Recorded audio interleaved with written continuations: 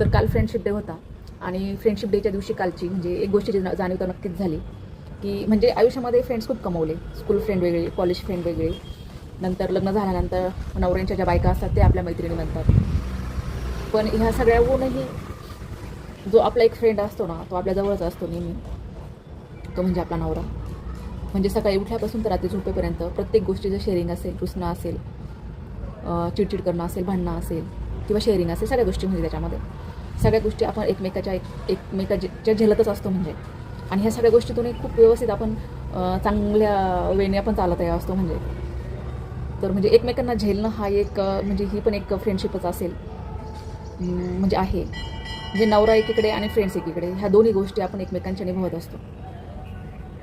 आता फ्रेंड्स तर खूप आहेत, त्याच्यातही माझ्या आता काही मैत्रिणी आहेत ना, ज्या क्लोज मैत्रिणी आहेत, त्या आम्ही आता कालच्या दिवशी ना म्हणजे फ्रेंडशिप डेच्या दिवशी आम्ही एकमेकांना विषय करत नाही.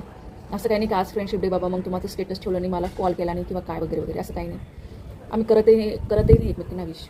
पण इतर वेळेला आम्ही 1-1 तास कॉलवर बोलतो. किंवा काही मैत्रिणी माझ्या अशा आहेत एकदम क्लोज, वर्षभर आमची कॉलही होत नाही, पण 1 वर्षानंतर जर कॉल केला ना तर तीच म्हणजे तीच आमचं ते काय म्हणतो टोन असतो, लँग्वेज असते तीच आमची.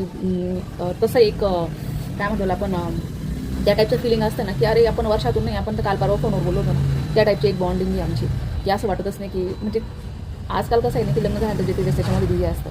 म्हणजे आतमधून जे आपण ते फ्रेंड्स मानलेलं असतं ना एकमेकांना, ती ना एवढीशी पण कमी झालेली नसते. म्हणजे तुम्ही वर्षानंतर फोन करा, नाही तर 4 वर्षानंतर फोन करा, कॉल केल्यानंतर तसंच बोलणं असतं आपलं. पण ठीक आहे, एवढं सगळं असूनही मला कुठंतरी असं वाटतं की आपला बेस्ट फ्रेंड हा आपला नवराच असेल म्हणजे नवराच असतो. तुम्हाला काय वाटतं यावर?